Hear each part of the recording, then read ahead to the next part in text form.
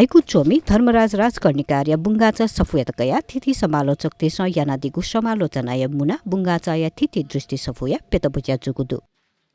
देग मिचा सफुया गोशाले सातु आकी भवन कुपन्डोले शुक्रबार जुगु च्याजोले नेपाल भाषा एकाडेमिया कुलपति इगे रत्न थाक्फान सफुया पितबुच्या यानादिगु खा लालो माखेत कुमारी या पोख जन्म जयन्तीमा बाजु धर्मराज राजकर्णिकार नेपाल भाषा खेले नापान निबन्ध जोया वजना दिगु खसा दिपामु इले वेको हाइजिन ज्यानो झाल तड न्यनिसे तिथि पत्रिका मदिक्क हाइगु जोया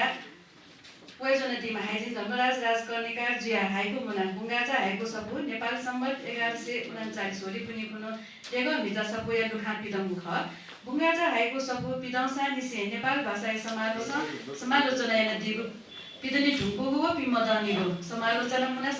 सफुया सम्पादक नारद बज्राचार्य या सभा अध्यक्षता जुगु च्याजोले सफुयातकया समालोचक P doctor Pushparaj Rajkarnikar doctor Yogendra Pradhan Nepal ललित कला प्रज्ञा प्रतिष्ठानले पूर्व कुलपति के कर्माचार्य डाक्टर दामोदर पुरासेनी किशोर ध्रुव मधिकर्मी पुण्य ताम्राकार लगायत थथगु धारणा त्यादिगु खा खौ हाइजिन धर्मराज राजकर्णिकार जी हाइकु सफु बुंगाचा या समालोचना मुना बुंगाचा चिठी दिशी सफुया सार्वजनिक या उज्यालो ख हाइजिन धर्मराज हाइकु साहित्य सैद्धान्तिक पक्ष बालक विज्ञानक ज्ञानमा चाहिँ हाइजिन ख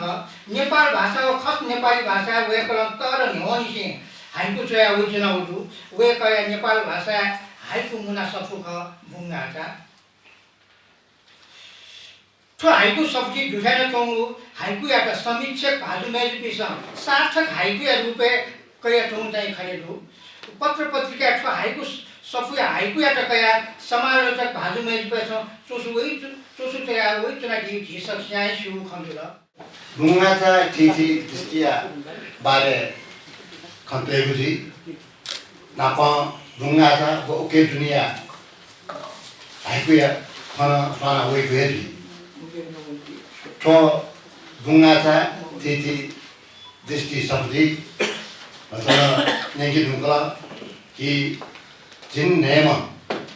समीक्षक समालोचक तसे ठठगु चोसु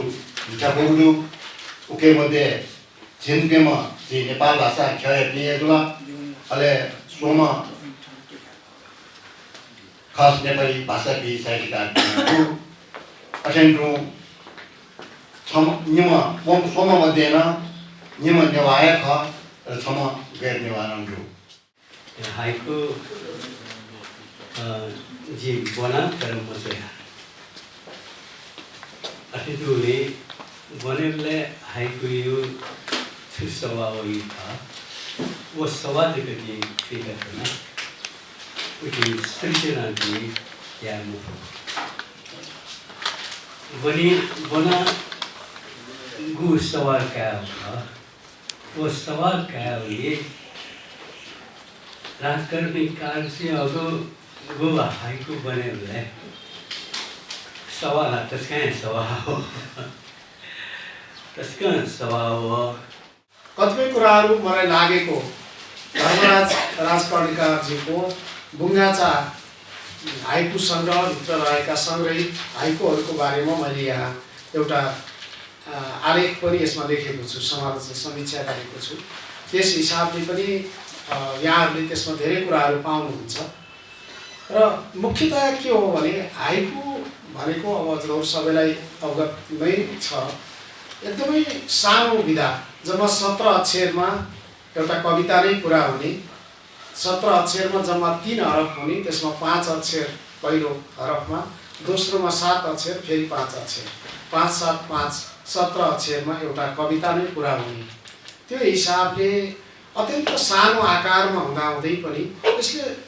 एकदमै धेरै विस्तृत भावहरू समेट्ने हुनाले हाइकु धेरै नै संसारभरि नै प्रख्यात छ हाइकु सफु विमोचन जोगु उके विषय चिठी चाहिँ समीक्षक समालोचक आलोचना पठाउनु भएको धेरै बेला वेक अप यु दिके विचार चाहिँ पोका दिलो वो विचार पढ्ने वेगवेगळ्यो तथो दृष्टिकोण प्रस्तुत जो पढ्ने जिन चाहिँ ठाउँमा ध्यान गया ज्याजोले हाइजिन धर्मराज राजकर्णिका र थमचयादिगो हाइकुया बारे नवना दिगु खा तो सफो केना दिमा काजो भारत सैनी देवल मित्र सफो जुगो सफो किनेदा मक्को आके ग्वालियना दिमा हाइजिन पास जीवन कंसाका जुयाना सुरा layout designer भाजो Arvin print pant पेसे भाजो कृष्ण याका सुरा जुगो सफो किनेदा सम्भावनीय भारत कोविया दिमा पास कवि नारद भरजाचार्य जुयाका सुरा ज्यादा नागमी हाइजिन पास पूर्णिमा साके जगह सुरा ठुलो ज्यादा यो बुक सम्प्रेषण यहाँ दिए संसार कवि N5 प्रोडक्सन इन्डिजिनियस टिभी निवास सूचना केन्द्र भोलियम एफसी नेपाल मण्डल टिभी सकलसित सुरा नेपालसम्म चिन सौ सुई गुदे पिहावगु हाइकु मुना बुंगा चैतकया चिन्नेमा समालोचक देश याना तगु समीक्षा सफुती तुथ्याका तगु दु